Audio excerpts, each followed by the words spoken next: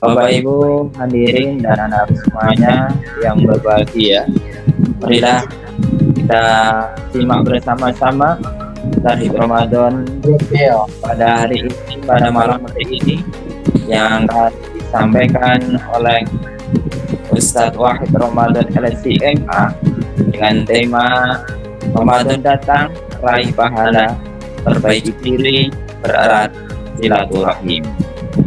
Kepada Ustadz Wahid Ramadan LCMA kami persilahkan. Bismillahirrahmanirrahim. Assalamualaikum warahmatullahi wabarakatuh. Waalaikumsalam warahmatullahi wabarakatuh. Alhamdulillahirabbil alamin. Alhamdulillahilladzi faddalana ala katsirin min ibadihil mu'minin. Wassalatu wassalamu ala asyrafil mursalin. Habibi rabbil alamin Sayyidina Muhammadinil amin sallallahu alaihi wasallam wa ala alihi wa ashabihi ajma'in. Subhanaka rabbana la ilma lana illa ma 'allamtana innaka antal alimul hakim. Subhanaka la fahma lana illa ma fahamtana innaka antal jawadul karim. Rabbana zidna ilma warzuqna fahma wa nas'aluka ya rabbana amalan taqabbala. Allahumma amin ya rabbal alamin. Kita muliakan Ibu Kepala Sekolah SD Ibnul Albab 2, Bunda ini SPD, seluruh Dewan Guru, seluruh karyawan dan karyawati di Ibnul Albab, para ayah dan bunda, bapak dan ibu sekalian, anak-anak kesemuanya yang dan membersamai ayah dan bundanya pada kesempatan malam hari ini.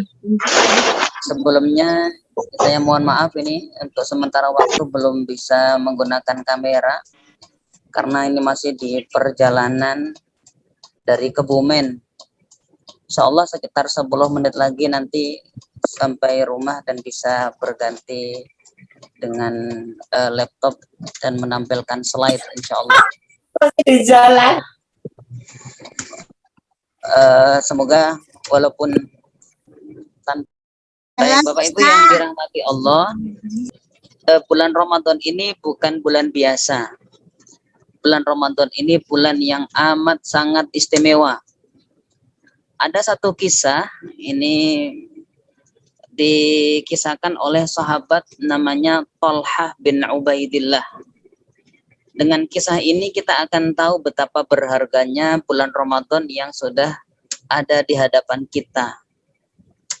Jadi dahulu ada dua orang, tidak disebutkan nama keduanya. Salah satu riwayat mengatakan dua orang ini dari negeri Yaman. Menghadap kepada baginda Rasulullah di kota Madinah. Berdua ini sahabat karib. Kalau bahasanya anak zaman now itu bestie. Ini dua-duanya itu bestie ya. Dua orang bestie ini. Menghadap Nabi. Mereka menghadap untuk menyampaikan dan menyatakan keislamannya.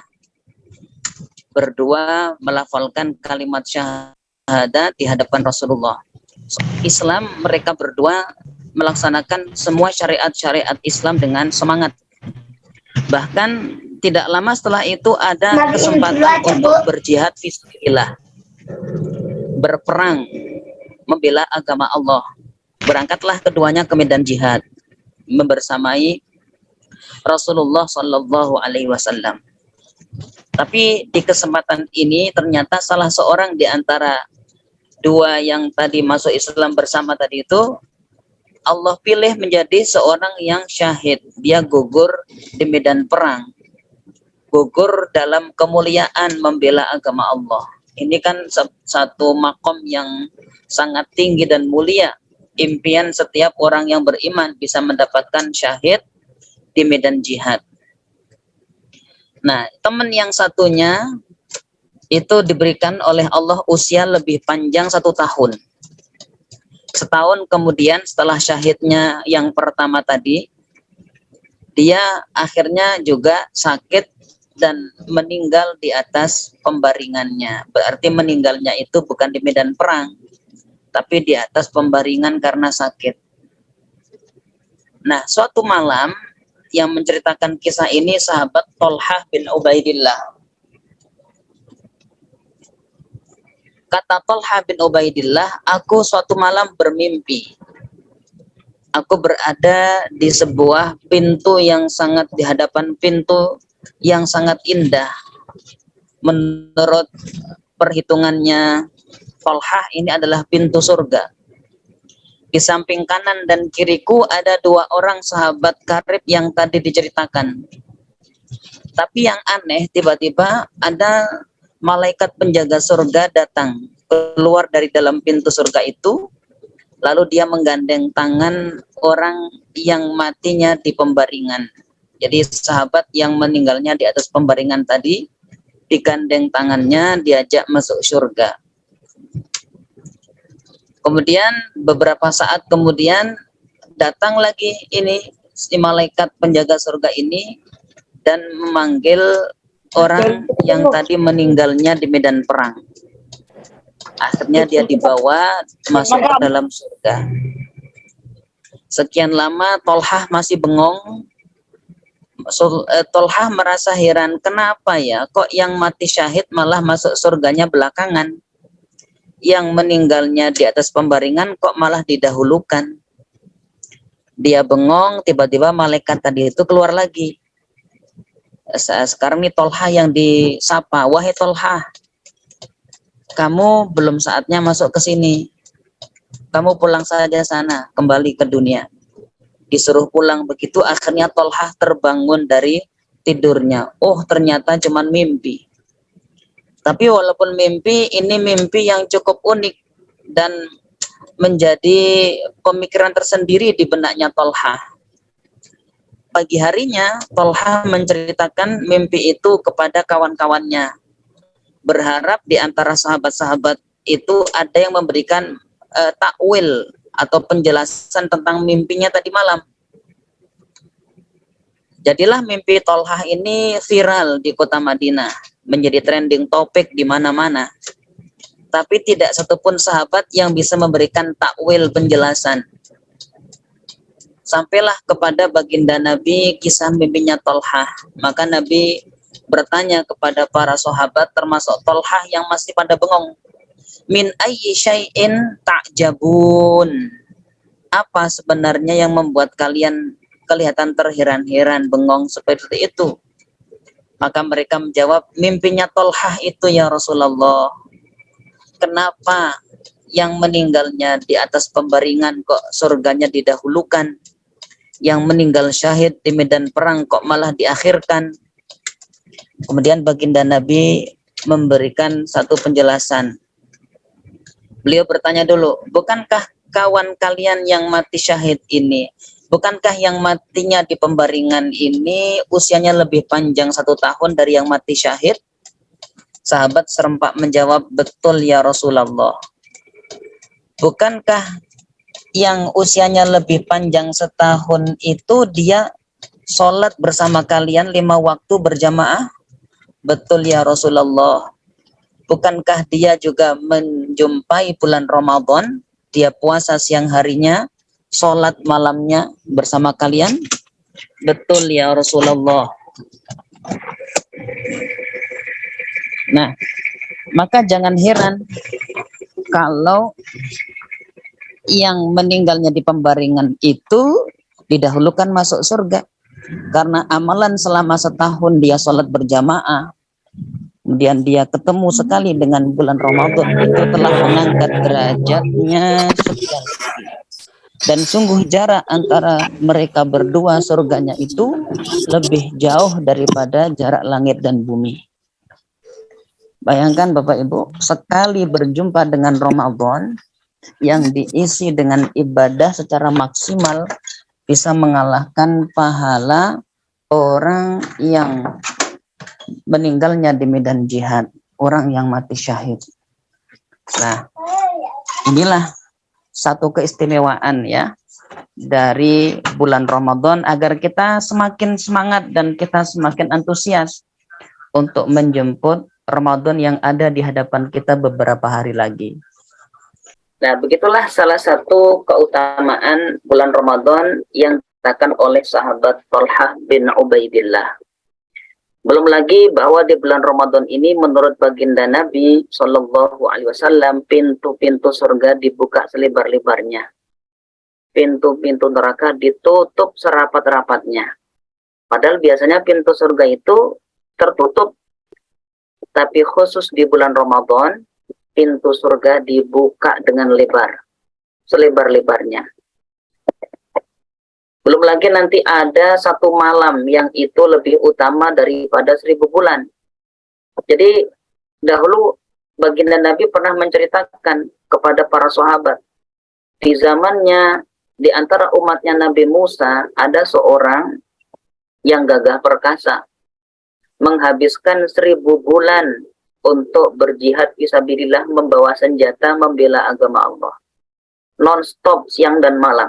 1000 bulan, 84 tahun kira-kira. Lah, mendengar itu, para sahabat merasa iri. Para sahabat merasa luar biasa 1000 tahun berjuang non-stop. Bagaimana mungkin pahala dia bisa kami saingi ya Rasulullah? Kami ini usianya pendek-pendek.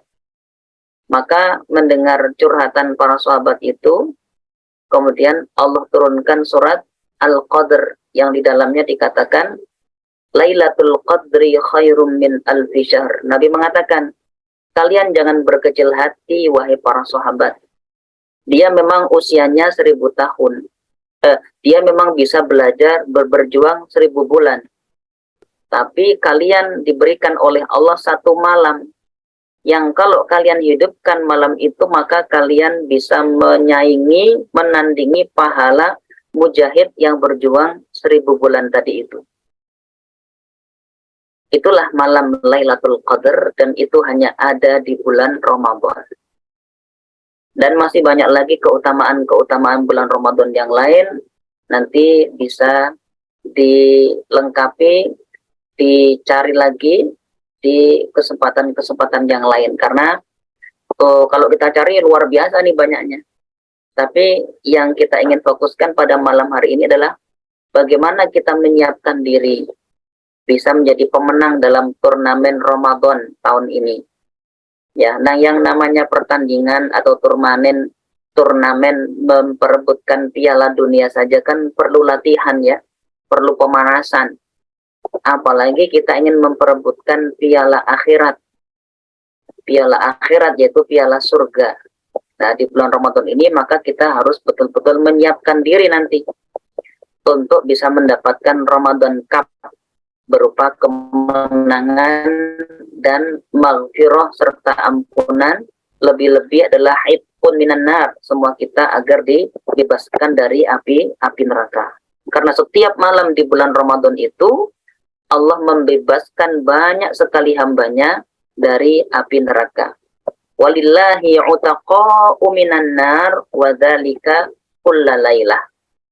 Allah membebaskan hamba-hambanya banyak sekali dari api neraka dan itu dimulai sejak malam pertama bulan Ramadan. Maka Bapak Ibu, apa saja nih persiapan kita nih agar Ramadan tahun ini begitu sangat berkesan, kita bisa sukses untuk menjemputnya. Pertama, persiapan yang perlu kita start atau kita cicil dari sekarang adalah persiapan hati. Persiapan hati. Kemudian nanti juga ada persiapan ilmu. Dan yang ketiga nanti adalah persiapan amal. Ini yang harus kita miliki. Ya, pertama persiapan hati. Orang yang hatinya bersih itu menyambut Ramadan dengan sukacita.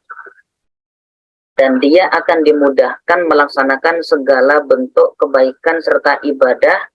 Hatinya ringan untuk melaksanakan semua kebaikan-kebaikan di Ramadan. Makanya pastikan kita masuk ke bulan Ramadan dengan kebeningan hati.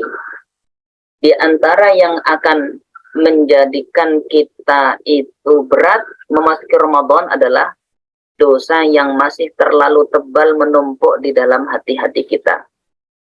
Makanya persiapan pertama adalah selalu kita perbanyak istighfar dan taubat setiap saat. Dahulu pernah ada seorang tokoh besar, ulama pada zamannya, bahkan terkenal di kitab-kitab biografi itu sebagai waliyun min awliyaillah, salah satu wali Allah, kekasih Allah, namanya Al-Imam Abu Yazid Al-Bustami. Jadi beliau orang yang setiap harinya itu istiqomah melaksanakan ibadah, malamnya bangun qiyamul lail, bisa bersujud panjang, munajat dengan begitu khusyuk setiap malam. Suatu siang, Imam Abu Yazid Al-Bustami ini melihat seorang anak muda yang badannya masih kekar, ototnya masih kuat, tapi dia membawa semacam kaleng gitu, meminta-minta di pinggir jalan. Kalau sekarang mungkin di tengah perapatan lah gitu ya. Dalam hatinya, Imam Abu Yazid Al-Bustami membatin, wah ini anak muda kok, kayak nggak punya harga diri. Masih kuat tapi menjadi pengemis, masih kekar tapi meminta-minta, sama sekali nggak terhormat ini anak muda. Itu cuma dibatin saja oleh Imam Abu Yazid Al-Bustami, tidak diucapkan. Kalau zaman sekarang mungkin langsung ambil HP live di perapatan, wah ini guys, orang yang nggak punya harga diri guys, misalnya kalau sekarang mah. Tapi coba lihat, Imam Abu Yazid hanya membatin, tapi namanya kekasih Allah. Ketika hati sudah mulai dikotori dengan prasangka yang buruk seperti itu, langsung ditegur sama Allah malamnya. Apa yang terjadi kepada Imam Abu Yazid Al-Bustami? Beliau yang biasanya bisa bangun, sholat tahajud, lama sujudnya, bermunajat dengan khusyuknya, malam itu sama sekali tidak terbangun kecuali karena azan subuh. Ketika azan sholat subuh berkumandang, beliau terbangun, terperanjak, kaget dan menangis. Kok bisa-bisanya aku baru bangun saat azan subuh? Pasti ada dosa yang kemarin aku lakukan dan aku belum sempat beristighfar. Lalu beliau mengingat-ingat nih, kemarin dosa apa ya kira-kira ya? Jadi para ulama yang bening hati itu ketika terhalang dari melakukan satu ibadah dan ketaatan, mereka langsung evaluasi menyalahkan dosa apa yang kemarin mereka lakukan. Maka tiba-tiba Imam Abu Yazid teringat kemarin sempat berburuk sangka kepada seorang anak muda yang meminta-minta di tengah jalan tanpa minta konfirmasi, tanpa meminta penjelasan, hanya membatin berburuk sangka. Tapi lihat bagaimana Allah tegur beliau. Ya, akhirnya besoknya dicarilah itu anak muda dan meminta maaf. Imam Abu Yazid meminta maaf karena telah berburuk sangka. Dan apa yang terjadi setelah minta maaf dan istighfar, malam harinya nikmat tahajud itu bisa kembali beliau rasakan. Ternyata bagi para kekasih Allah itu dosa kecil langsung ditegur. Makanya kalau kita ingin merasakan kenikmatan menjalankan ibadah di bulan Ramadan, bersihkan hati kita, beningkan jiwa kita dengan memperbanyak taubat dan istighfar, kurangi kemaksiatan dan dosa-dosa. Ya, karena nikmatnya sholat malam saja itu tidak akan Allah berikan kepada orang yang misalnya sebelum tidur matanya jelalatan melihat HP, melihat misalnya Instagram, TikTok, yang di situ banyak aurat-aurat yang dipertontonkan. Kalau dia menikmati itu semuanya, kemungkinan besar nanti malam susah bangun tahajud tuh, berat matanya, berat untuk diajak badannya bangun malam. Kalaupun bangun malam tidak akan ada air mata. Kenapa? Karena hatinya tertutupi dengan noktah-noktah dosa. Nah, Inilah makanya kenapa kita perlu membersihkan hati sebelum masuk di bulan Ramadan. Kalau hatinya masih kotor, dosanya masih menumpuk, masuk bulan Ramadan yang ada hanya 3 kata orang Purworejo mah. Apa 3 itu? Ngelak, ngelih, dan ngeluh. Ya, cuman lapar, dahaga, dan pusing 7 keliling. Makanya tapi kalau hatinya bersih, jiwanya bersih, selalu digempur dosa dengan istighfar, insya Allah masuk bulan Ramadan, Allah berikan taufik, Allah berikan kemudahan demi kemudahan sehingga bisa melaksanakan ibadah Ramadan dengan segala rupanya, dengan hati yang ringan. Dimudahkan saja oleh Allah itu setiap aktivitasnya selama Ramadan. Nah, di antara tanda seseorang itu ibadahnya diterima, biasanya nih ya, adalah dia dimudahkan untuk melaksanakan ibadah-ibadah berikutnya. Makanya Rasulullah itu semakin bertambah hari-hari di bulan Ramadan, itu semangat ibadahnya semakin membara. Semakin mendekati finish di 10 malam terakhir, beliau semakin bermujahadah untuk mendekatkan diri kepada Allah. Makanya kalau kita hari pertama semangat, hari pertama semangat sekali, sangat semangat sekali.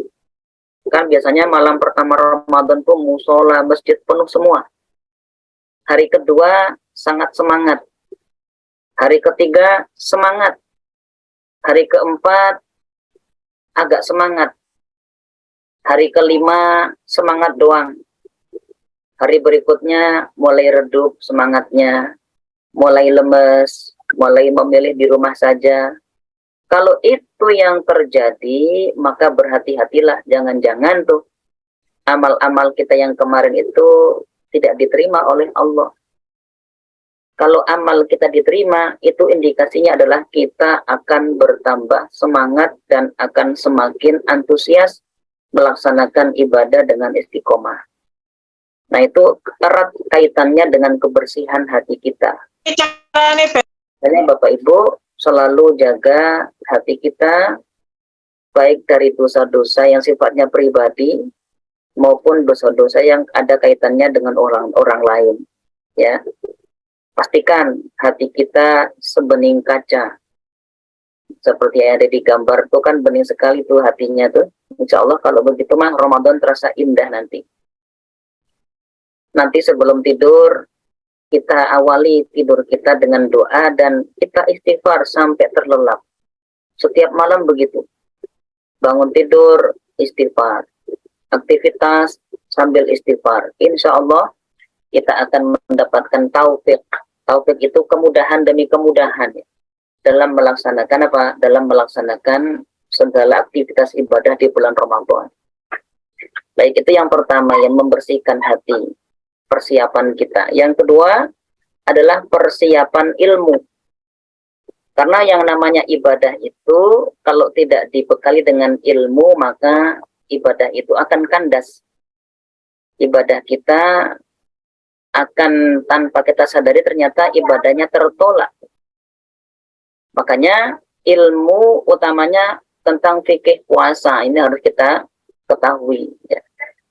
Ya, kita akan sampaikan ini terkait fikih puasa secara ringkas saja ya, karena ini kalau detail panjang sekali. Fikih puasa diantaranya siapa saja yang wajib berpuasa dan siapa saja yang tidak wajib melakukan puasa. Yang pertama yang wajib berpuasa adalah muslim.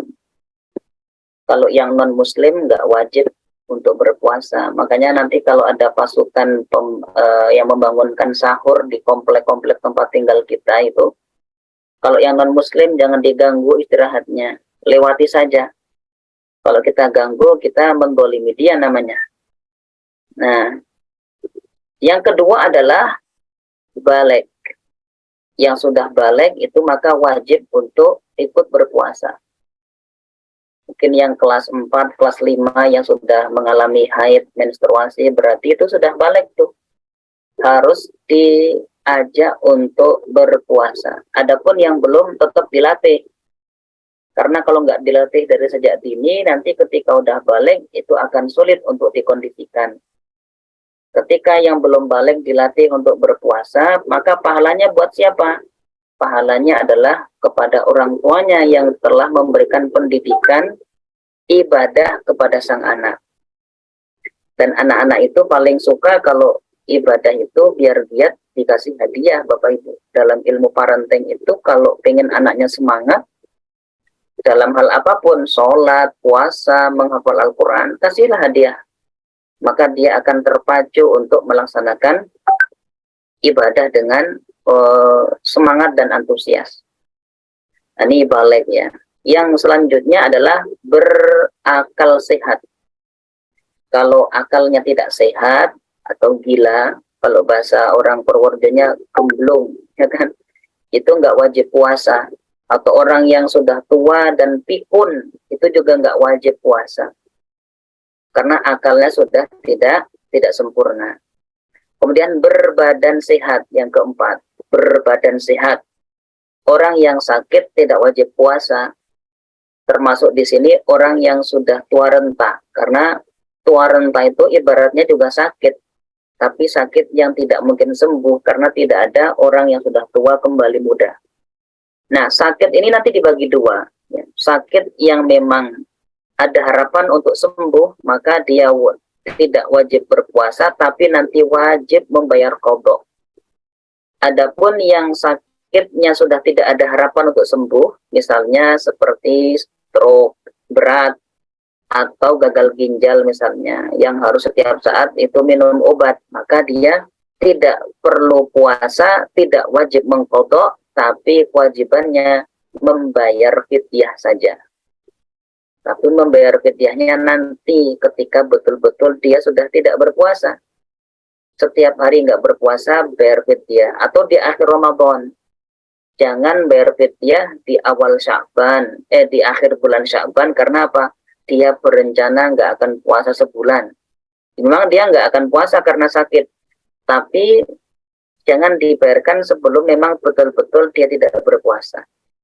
Itu cara membayar fidyah. Ya. Jadi ini sakit yang memang tidak mungkin sembuh. Nah, ini. Dan tentu sakitnya bukan sakit yang biasa ya. Kalau cuman panu, kadas, kurap, ya tetap wajib puasa. Tapi kalau sakit berat yang sekiranya kalau dengan puasa kok dia akan semakin terundur kesembuhannya, nah itu dia nggak wajib untuk berpuasa. Kemudian selanjutnya adalah mukim. Yang wajib puasa itu orang yang mukim. Mukim itu artinya tidak sedang dalam perjalanan jauh. Berapa jarak perjalanan seseorang yang boleh tidak berpuasa? Dalam mazhab Syafi'i itu minimal 84 km. Dan syarat kedua yang boleh tidak berpuasa kalau dia keluar dari kampung tempat domisilinya itu sebelum subuh. Misalnya Bapak Ibu pengen ke Jakarta, berangkat jam 3 meninggalkan Kecamatan Purworejo misalnya atau Kecamatan Banyurip sampai Kebumen pas adzan subuh, maka dia boleh tidak untuk niat tidak berpuasa. Tapi kalau berangkatnya itu setelah subuh jam 5 baru berangkat, maka dia tetap wajib niat untuk puasa. Ya, dan perjalanannya minimal tadi 84 km. Kalau cuman Purworejo ke Kutoarjo, Purworejo ke Kebumen, itu belum, itu masih wajib harus berpuasa. Ya, pokoknya jarak di mana seseorang boleh melakukan sholat jamak qashar, maka di situ dia juga boleh tidak berpuasa. Baik itu orang yang mukim wajib puasa, yang musafir enggak wajib puasa. Kemudian yang wajib puasa adalah seorang muslimah yang suci dari haid dan nifas. Kalau kena haid ataupun nifas, maka dia malah haram berpuasa. Tidak sedang hamil dan tidak sedang menyusui. Kalau wanita hamil atau menyusui, tidak wajib berpuasa. Ya, tapi kalau alasannya adalah karena dirinya yang lemah, maka dia nanti wajib mengqadha seperti orang sakit. Tapi kalau dia puasanya adalah karena mengkhawatirkan bayinya atau mengkhawatirkan bayi dan dirinya, maka dia wajib mengqadha dan membayar fidyah. Ini perlu dipahami dengan sama ya tentang masalah fidyah dan qadha ini. Nah, itulah orang-orang yang wajib berpuasa dan yang boleh tidak berpuasa. Nah, sekarang juga adalah yang membatalkan puasa, Bapak Ibu. Ini penting sekali, yang membatalkan puasa apa saja. Ini sebagai bekalan ilmu agar kita melaksanakan ibadah dengan ibadah yang benar. Yang membatalkan puasa itu minimal ada 9 poin ya. Yang pertama, pembatal puasa itu adalah memasukkan sesuatu ke dalam 5 lubang yang terbuka yang ada pada tubuh kita, yaitu lubang mulut, telinga, hidung, dubur, dan kubul. Memasukkan sesuatu lewat 5 lubang ini bisa membatalkan puasa. 5 lubang ini, 5 saja ya, 5 saja. Selain 5 lubang ini, misalnya kita suntik atau memakai obat mata, maka batalkan puasa. 5 lubang ini untuk pertama mulut. Kalau memasukkan sesuatu lewat mulut itu membatalkan puasa apabila sesuatu tersebut sampai ditelan. Kalau tidak ditelan maka ya tidak batal. Contoh gosok gigi itu enggak membatalkan walaupun pakai Pepsodent yang rasa apel, tidak batal. Kenapa? Karena selama tidak ditelan, baik sikatnya ataupun odolnya enggak ditelan, maka puasanya enggak batal. Yang kedua adalah hidung. Hidung ini kalau yang bisa dijangkau lubangnya oleh jari kelingking, maka ini di lubang hidung bagian luar itu puasanya enggak batal. Maka kabar gembira, ngapunten ya buat yang kadang-kadang suka ngupil, itu puasanya tetap sah. Tapi kalau yang memakai alat sampai masuk kerasa panas atau pengar, itu bisa membatalkan puasa. Makanya Bapak Ibu, kalau mengikuti mazhab Syafi'i, orang swab lagi puasa melaksanakan swab, maka puasanya batal. Ya, terus gimana dong? Kalau memang itu alasannya medis, ya nggak masalah. Nanti diqadha di luar Ramadan. Tapi setelah swab tetap harus menahan. Jangan kemudian beli es degan atau minum es oyen. Tetap harus menahan sampai maghrib. Cuma nanti diqadha di luar bulan Ramadan. Tapi kalau cuman iseng-iseng nggak ada alasan medis, tiba-tiba dia nyolok-nyolok hidungnya sampai ke dalam sana, maka dia berdosa besar dan batal puasanya. Itu untuk hidung ya. Jadi selama tidak sampai pedas, pengar di hidung, memasukkan sesuatu tidak batal. Telinga sama dengan hidung, yang bisa dijangkau oleh kelingking, maka itu adalah di bagian lubang bagian luar. Tapi kalau lebih kecil dari kelingking, misalnya pakai cotton bud atau pakai bulu ayam untuk dimasukkan ke dalam telinga, itu bisa membatalkan puasa. Lubang kemaluan juga sama, masukkan sesuatu lewat lubang kemaluan membatalkan puasa. Lubang dubur juga begitu. Makanya misalnya lagi sembelit jam 8 pagi nggak bisa buang air, jangan sekali-kali langsung dimasukin mikrolaps, karena itu akan membatalkan puasa kita. Baik, ini 5 lubang yang harus kita waspadai. Selanjutnya yang membatalkan puasa adalah muntah dengan sengaja. Muntah dengan sengaja.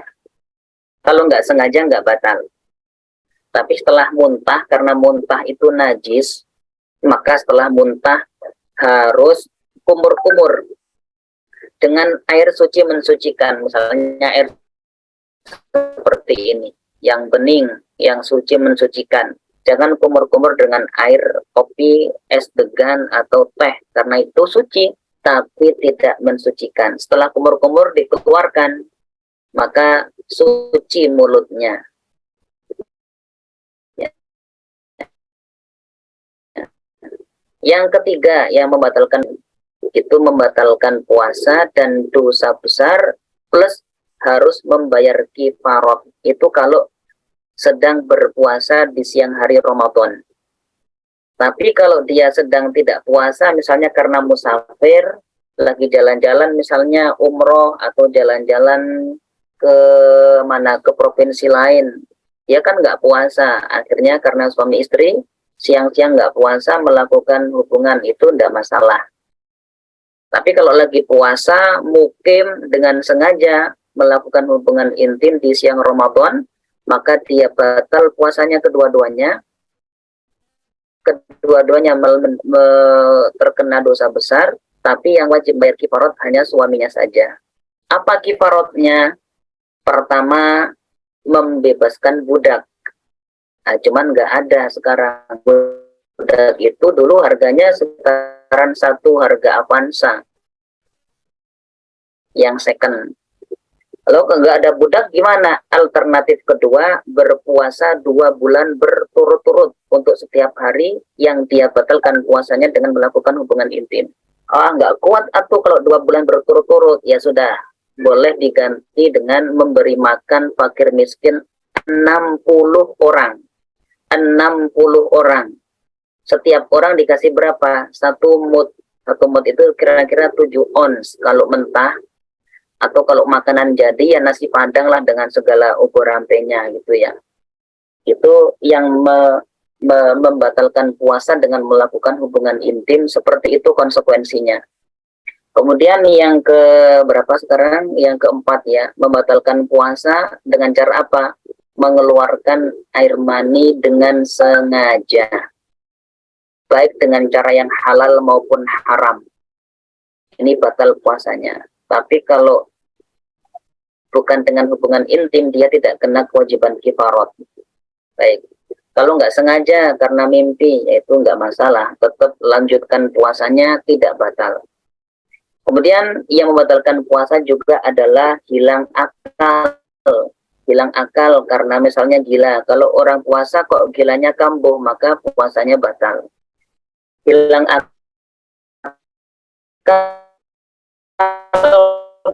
karena pingsan. Kalau pingsannya hanya sebentar, atau yang penting dia sempat ciuman di siang hari, maka puasanya juga sah. Sepanjang hari mulai setelah sahur sampai adzan maghrib. Hilang akal karena tidur pun tidak membatalkan puasa, walaupun tidurnya dari habis subuh sampai adzan isya, itu tidak membatalkan puasa. Haid, nifas, melahirkan, sedang puasa menjelang berbuka tinggal 5 menit keluar darah haid, maka puasanya batal. Harus diqadha nanti dan tidak boleh puasa ketika sedang haid. Demikian juga sedang puasa kok kontraksi akhirnya melahirkan. Sedang puasa melahirkan nifas pula, maka dia tidak boleh berpuasa. Kalaupun lagi puasa, maka puasanya adalah batal. Dan yang terakhir murtad. Orang yang murtad puasanya juga batal. Inilah diantara yang menyebabkan puasa kita batal, ada 9 poin. Atau bisa ditambah satu lagi adalah orang yang niat membatalkan puasa, tapi ketika mau ngambil air, nyari makan, nggak ketemu air maupun minuman ataupun makanan. Tapi karena dia sudah niat batalin puasa, puasanya pun batal. Kecuali kalau begini, wah saya mau batalin puasa kalau ada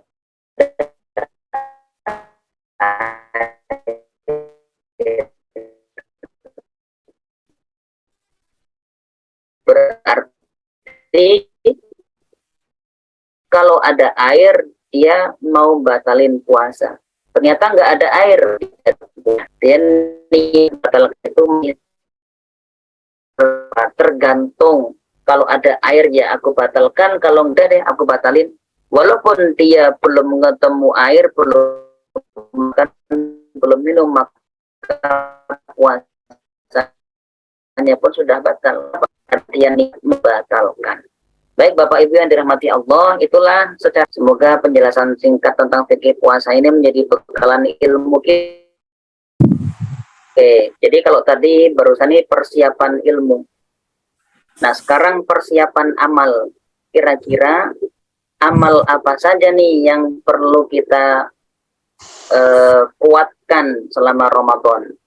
Apa amalan-amalan unggulan yang perlu kita mulai rencanakan untuk kita nanti beraksi digas ya di bulan Ramadan nanti. Ini ngomong-ngomong saya sampai jam berapa nih Pak? Sampai jam 9 kurang. Ini jam 9. 9 nanti ada waktu untuk tanya jawab sebentar. Oke, 5 menit lagi ya, masih bisa ya?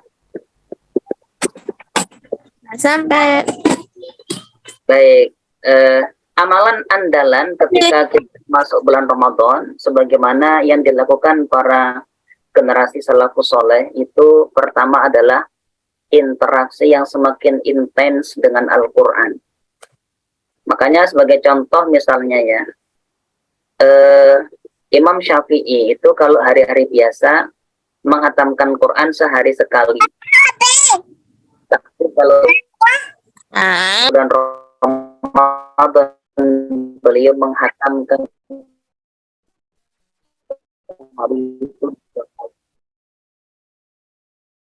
Imam Al-Bukhari juga sama, bentuk sekali sehari.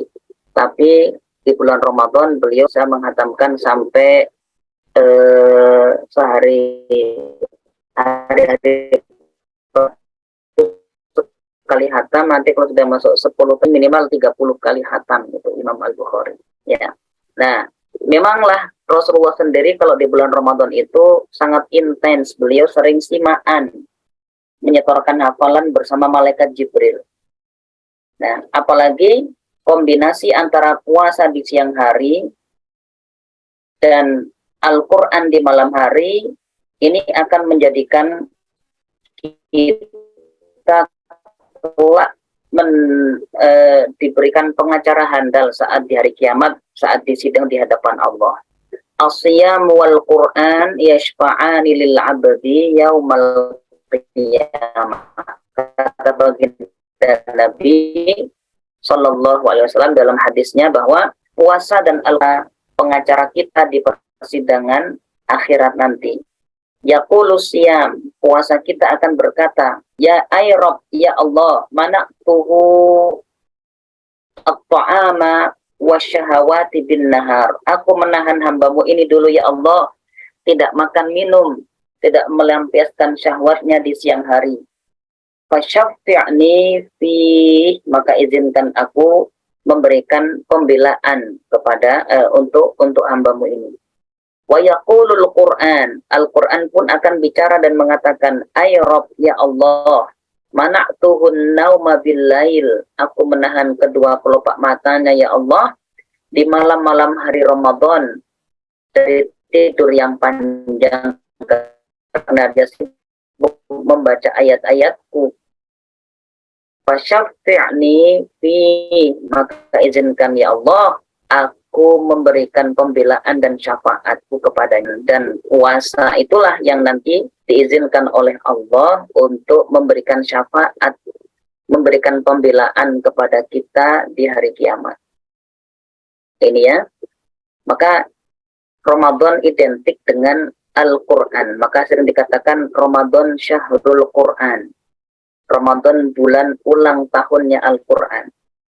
Maka ada seorang salafus soleh itu kalau sudah masuk bulan Sya'ban, beliau batasi kegiatannya di toko. Kenapa? Beliau ingin pemanasan untuk memperbanyak tilawah Al-Quran agar di Ramadan lebih maksimal. Bapak Ibu yang kemarin masih jarang baca Al-Quran, coba mulai besok atau malam ini sempatkanlah cicil untuk meningkatkan kualitas dan kuantitas kita dalam apa, dan pahala itu dilipat gandakan berkali-kali lipat dari biasanya. Dan yang terakhir, amalan unggulan Rasulullah dan para sahabat serta ulama-ulama selanjutnya sampai zaman sekarang adalah di bulan Ramadan itu bulan berbagi, semangat dan keinginan kuat untuk berderma, terutama berikan santunan kepada orang-orang yang memang diuji Allah kekurangan, atau memberikan buka puasa kepada orang yang sama-sama berpuasa. Apa hadiah yang Allah berikan kepada orang yang berbagi saat bulan Ramadan? Man fattara iman, kata Nabi, siapa yang ngasih makan untuk orang berbuka puasa, kana lahu mithlu ajrihi, dia mendapatkan pahala orang yang berpuasa itu. Di copy paste pahala orang yang berpuasa itu. Min ghairi annahu la yanqusu min ajri shaimi syai'a. Sementara orang yang berpuasa tadi yang menerima makanan berbuka itu sama sekali pahalanya tidak berkurang. Sahabat sebagian mengeluhkan, ya Rasulullah, kan tidak semua kami ini orang kaya, bagaimana kami harus berbagi dengan saudara kami yang berpuasa? Kami nggak mungkin mengenyangkan mereka semua. Maka Nabi katakan, itu cukup dengan cara engkau berikan satu buah kurma kepada orang berpuasa atau seteguk air untuk mereka membatalkan puasanya. Maka bukan hanya untuk orang-orang kaya, semangat berbagi itu pun bisa, bahkan orang-orang yang pas-pasan pun ikut berbagi bisa. Ya, kenapa? Karena kalau sekebutir kurma masuk nggak mampu kita. Kalau cuman seteguk air masuk kita nggak bisa. Maka pengalaman kami dulu ketika masih sekolah di Mesir itu, orang Mesir itu betul-betul merasa kedermawanannya kalau sudah masuk Ramadan. Semangat berbagi. Jadi kita ini malah jarang masak kalau sudah masuk Ramadan. Kenapa? Karena makanan setiap hari ada saja dibagikan. Kadang diantar ke rumah, kadang harus kadang di masjid, kadang-kadang dikejar-kejar kita di jalan itu. Diangkut, dikejar-kejar sama anak-anak itu. Bukan untuk dibegal, tapi untuk diberikan makanan berbuka puasa. Antusiasnya. Mereka bersemangat walaupun harus lari-lari di sore hari untuk apa? Mendapatkan pahala dengan cara berbagi makanan berbuka. Jadi dua amalan andalan saat nanti kita berpuasa, pertama Al-Quran, kedua Al-It'am, yaitu memberikan makanan kepada orang yang berpuasa. Baik Bapak Ibu yang dirahmati Allah, nampaknya sudah jam 9, takut nanti kalau kepanjangan malah jadi sebagian lupa. Kita cukupkan sampai di sini persiapan-persiapan untuk menjemput kemenangan di bulan Ramadan. Persiapan hati mulai malam ini, perbanyak istighfar, perbanyak taubat. Kalau ada yang punya salah kepada kerabat handai tolan, minta maaf segera agar nanti dimudahkan dan diberikan rasa manis untuk ibadah di bulan Ramadan. Yang kedua, bekal ilmu, persiapan ilmu, utamanya tadi ilmu fikih kita kuasai. Yang ketiga, bekal amal apa saja nih yang nanti akan kita jadikan amalan unggulan dan andalan ketika masuk Ramadan. Semoga Ramadan tahun ini menjadi Ramadan yang istimewa, dan semuanya terpilih menjadi orang-orang yang bertakwa dan terbebas dari siksa api neraka. Demikian, jazakumullah khairan. Kita kembalikan kepada Pak Arifin. Matur nuwun sadayana, matur nuwun sadayanipun. Assalamualaikum warahmatullahi wabarakatuh. Waalaikumsalam warahmatullahi wabarakatuh. Kami aturkan jazakallah khair kepada Ustaz Wahid Ramadan LCMA yang telah memberikan tausiah untuk kita semuanya.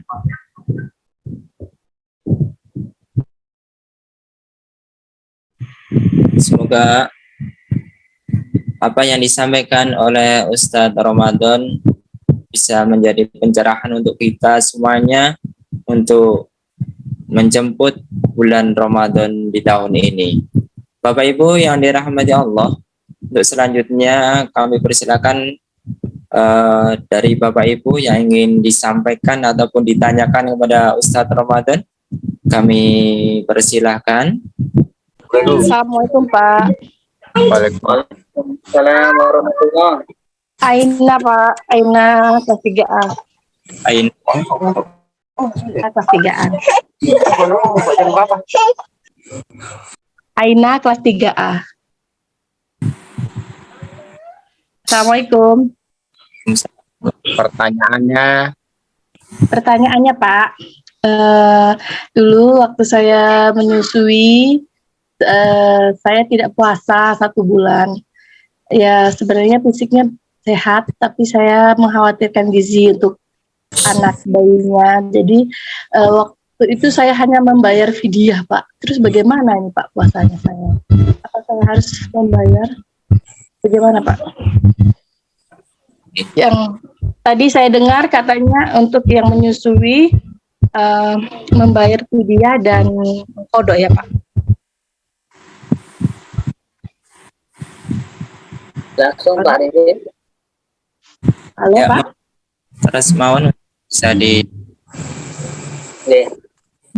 Baik, untuk ibu yang nggak puasa karena hamil atau menyusui, kalau tidak puasanya itu karena mempertimbangkan kondisi bayinya, maka kewajibannya adalah 2, yaitu mengqadha dan membayar fidyah. Kalau fidyah sudah dibayar, maka tinggal mengqadha saja.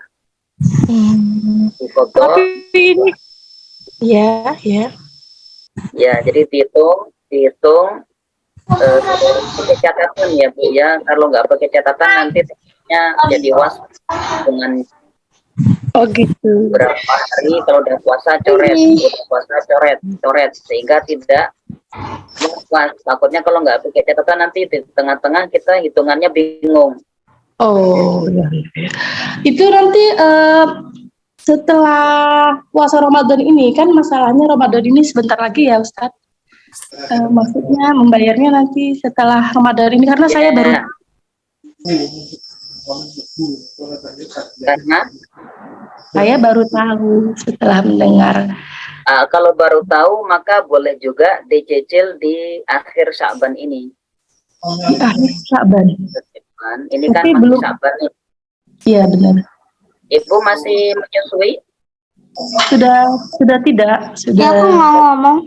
Lebih Ya. luas, bisa dicicil mulai akhir Sya'ban, karena 16 Sya'ban sampai 30 Sya'ban itu bagi yang tidak atau bagi yang jarang puasa sunnah itu makruh puasa.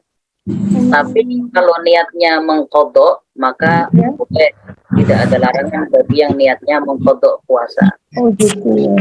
Oke. Nah, kalau di bulan Sya'ban ini belum tuntas, nanti dituntaskan setelah Ramadan. Ya sudah. Terima kasih Ustaz. Assalamualaikum warahmatullahi wabarakatuh. Waalaikumsalam warahmatullahi wabarakatuh. nya bisa bertanya.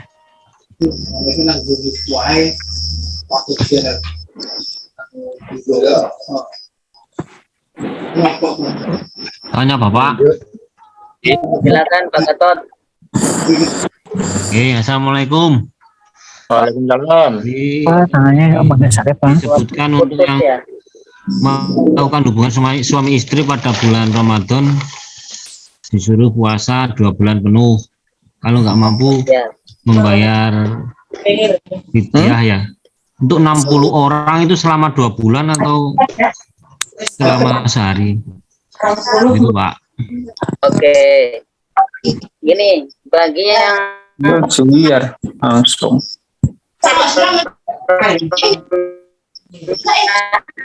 Berapa?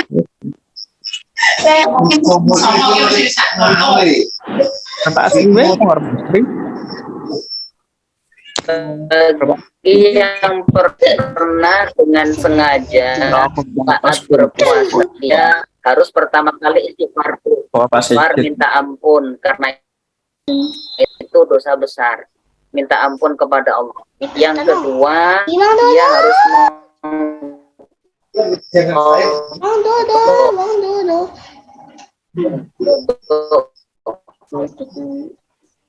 yang ketiga membayar yang kedua puasa 2 bulan berturut-turut.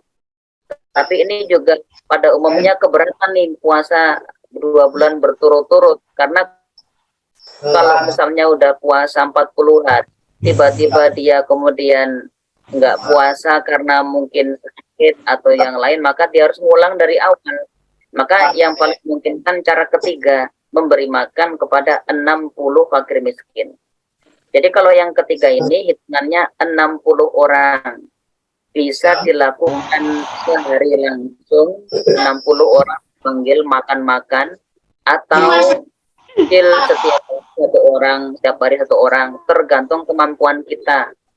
60 orang kali 2 bulan bukan ya, 60 orang itu bisa dipanggil diundang makan sekaligus, atau dicicil setiap hari satu. Tapi ini perlu dijelaskan begini, ini perlu bagi orang yang sengaja membatalkan puasanya dengan hubungan intim. Tapi kalau misalnya begini, dia membatalkan puasa dengan minum, setelah minum perlu melakukan hubungan intim, berarti batalnya. Tapi kalau membatalkan puasanya langsung dengan hubungan intim, lah itu yang kena kifarah. Yang wajib bayar suaminya saja, istrinya tidak wajib membayar. Oh iya, iya. Tanya lagi Pak, Apa? untuk yang berpergian itu apakah tidak juga dikenakan membayar fitrah Pak untuk yang bepergian? Harus status bayar. Tadinya disebutkan untuk yang tidak berpergian yang dikenakan. Demikian Pak. Izin. Orang yang bepergian maka dia boleh tidak berpuasa. Asalnya tadi syaratnya adalah jarak yang ditempuh 84 kilometer atau lebih, dan keluar dari rumahnya itu kalau Kajoko mengfoto saja, nggak ada kewajiban dia, kecuali misalnya dia Ramadan kemarin melakukan perjalanan sehingga nggak puas, dikasih waktu dari Syawal sampai Sya'ban, nyatanya kok ini lagi. Nah kalau sampai ketemu Ramadan lagi dia belum nyaur puasa, nyaur utang puasanya, baru dia kena fidyah. Jadi dia itu wajib dibayarkan karena kelalaian dia. Kenapa kok dikasih waktu 11 bulan nggak dipakai untuk nyaur utang puasa? Tapi kalau dia masih dalam rentang Ramadan, belum nyampe ke Ramadan berikutnya, cukup mengkodok saja, tidak kena fidyah. Demikian juga orang yang sakit, sama, udah sembuh nggak kunjung-kunjung nyaur utang puasa, atau udah sehat sampai ketemu Ramadan lagi, maka dia kodoknya tetap dan bayar fidyah. Karena apa? Fidyahnya itu karena dia lalai, ketemu Ramadan lagi kok belum juga disaur utang puasanya. Tapi kalau belum ketemu Ramadan berikutnya, maka cukup membayar kodok saja. Demikian Pak Ketot, semoga bisa. Baik, terima kasih untuk jalankan. Mohon untuk yang tidak bertanya diharapkan untuk mikrofonnya dimatikan, J. Mungkin dari Bapak ada yang tanya lagi, satu penanya lagi. Assalamualaikum, mau tanya Pak. Waalaikumsalam. Tadi kalau tidak salah dengar, Pak Ustadz menjawab yang puasa sunnah menjelang Ramadan hukumnya makruh ya Pak? Bisa dijelaskan Pak? Yang menjawab pertanyaan sebelum Pak Gatot. Terima kasih. Assalamualaikum. Monggo Ustaz. bagi yang tidak biasa berpuasa sunnah, kalau sudah masuk tanggal 16 Sya'ban, maka dimakruhkan untuk berpuasa sunnah bagi yang tidak biasa. Tapi kalau yang sudah biasa rutin Senin, Kemis, lanjutkan, tidak masalah. Oh ya, nggih. Oke. Atau yang mau mengkodok, maka boleh-boleh saja kalau niatnya mengkodok. Yang makruh itu adalah puasa sunnah di pertengahan akhir bulan Sya'ban bagi orang yang kemarin-kemarin tidak biasa melaksanakan puasa sunnah. Itu yang makruh. Wallahu a'lam bishawab. Oh iya, terima kasih Pak Ustadz. Sampai. Baik Bapak Ibu, orang tua wali siswa SD Lababdo Purworejo yang dirahmati Allah. Alhamdulillah untuk acara tarhib di malam hari ini insya Allah sudah cukup. Bapak Ibu yang dirahmati Allah, mudah-mudahan apa yang disampaikan oleh Ustadz Wahid Ramadan LCMA bermanfaat untuk kita semuanya untuk menggapai cita dan menanti menjemput bulan Ramadan. Semoga di Ramadan tahun ini kita bisa melaksanakan puasa dan amal ibadah lainnya dengan khusyuk dan tertib. Ada yang disampaikan lagi dari Ustadz? Cukup insya Allah. Alhamdulillah. Baik, cukup hadirin yang berbahagia dirahmati Allah. Terima kasih. Kurang lebihnya